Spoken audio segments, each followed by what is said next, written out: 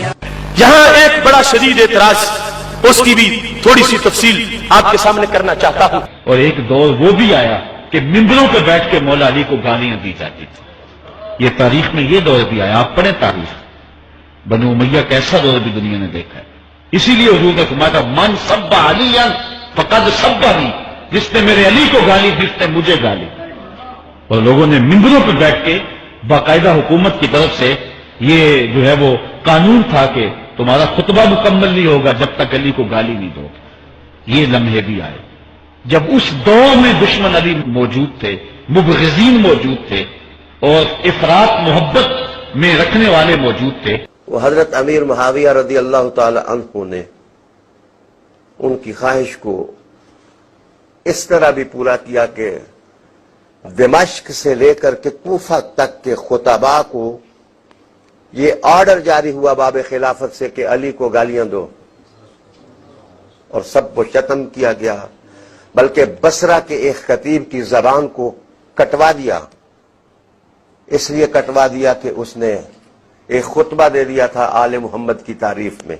یہاں ایک بڑا شدید اعتراض، اس کی بھی تھوڑی سی تفصیل آپ کے سامنے کرنا چاہتا ہوں۔ لوگ یہ کہتے ہیں کہ حضرت امیر معاویہ رضی اللہ تعالیٰ عنہ نے ممبروں پر حضرت علی رضی اللہ تعالیٰ عنہ کے لیے گالیاں کہلوائیں، خطبوں میں گالیاں دی جاتی تھیں، اور خطبوں میں حضرت علی کو سب و شتم کیا جاتا تھا، تو یہ بھی صحابی کو گالی دی جا رہی ہے، تو امیر معاویہ نے گالیاں کیوں نکلوائیں حضرت علی رضی اللہ تعالیٰ عنہ کو؟ اس سلسلہ میں جو تمہارے سامنے تفصیل کے ساتھ اس بات کا بیان کرنا چاہتا ہوں، اور یہ بات بڑی نوٹ کر کے رکھیں کہ یہ جس سند میں یہ بات موجود ہے، ابن سعد نے اس کو اخبارنا علی بن محمد عن لوط بن یحییٰ، یہ سند ہے جس میں آگے یہ بات آتی ہے کہ ممبروں پر گالیاں دی جاتی تھی حضرت علی رضی اللہ تعالیٰ عنہ کو۔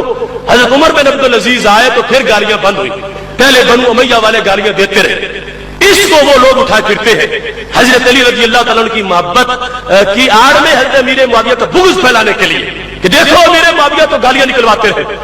تو میں پورے شرح صدر سے کہہ رہا ہوں کہ یہ پہلا راوی علی بن محمد جو ہے یہ ضعیف ہے، اور اس کے استاد لوط بن یحییٰ وہ بالکل واہیات باتیں کرنے والا انسان تھا۔ امام یحییٰ بن معین نے ان کے بارے میں لکھا لیسا بثقہ، کہ وہ ثقہ نہیں ہے۔ ابو حاتم نے کہا وہ متروک الحدیث ہے، اس کی حدیث قبول کرنا جائز ہی نہیں۔ ابو حاتم بھی فن حدیث کے امام کا نام ہے، اور یحییٰ بن معین بھی فن حدیث کے امام کا نام ہے، جن کے ضعیف کو ضعیف سمجھا جاتا ہے اور جن کے صحیح کو صحیح سمجھا جاتا ہے۔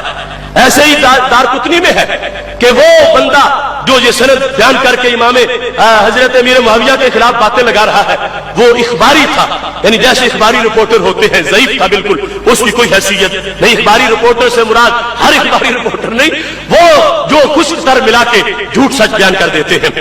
اس کے ساتھ ساتھ میزان الکبریٰ میں یہ ہے لا یوثق بھی کہ اس کی بات کا کوئی اعتبار ہی نہیں۔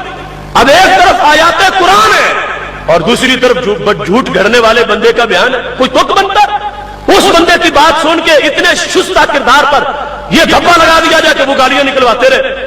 وہ یہ کہتے ہو اپنے بیان میں کہ حضرت علی مجھ سے افضل ہے، حضرت علی مجھ سے زیادہ حقدار ہے، حضرت علی بڑے ولی ہیں، تو کوئی اتنے بڑی شانیں بیان کر کے گالیاں نکلواتا ہے؟ اور اس پر دلیل یہ ہے تاریخ عہد بنو امیہ کی کوئی غیر جانب تاریخ لے لو، ایک بھی تاریخ ایسی نہیں جس میں یہ روایت موجود ہو، ایک تاریخ کی کتاب بھی ایسی نہیں ہے۔ اور یہ بنی عباس کے دور کی تاریخ میں جو روایت آئی ہے اس کے اندر یہ واہیات راوی ہے۔ اور پھر میں اصل چوری آپ کو بتاتا ہوں کہاں سے یہ بات چلی۔ کتاب کا نام ہے مروج الذہب اور مصنف کا نام ہے مسعودی، یہ شیعہ تھا، اور اس نے سب سے پہلے یہ قصہ گھڑا کہ حضرت امیر معاویہ رضی اللہ تعالیٰ عنہ تو حضرت علی کو گالیاں نکلواتے تھے ممبروں پر تاکہ حضرت امیر معاویہ کی نفرت پھیلائی جائے۔ یہ مروج الذہب کا کھڑا ہوا فتنہ کچھ سادہ مورخوں نے جو سنی تھے وہ بھی لے لیا اور اس کو آگے رائج کرنا شروع کر دیا۔